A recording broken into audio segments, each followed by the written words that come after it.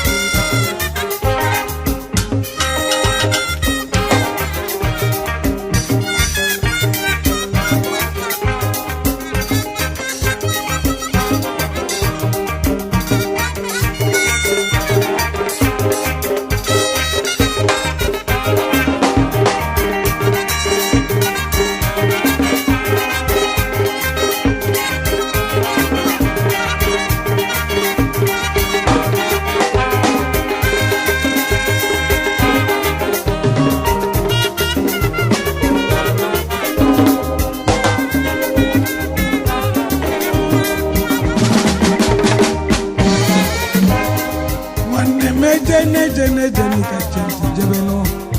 onye mebezi na nibo wagale Ọgazi amaka wejina agamo Ọgazi amaka wejina Nwanne mebe nebe onye mebezi na nibo wagale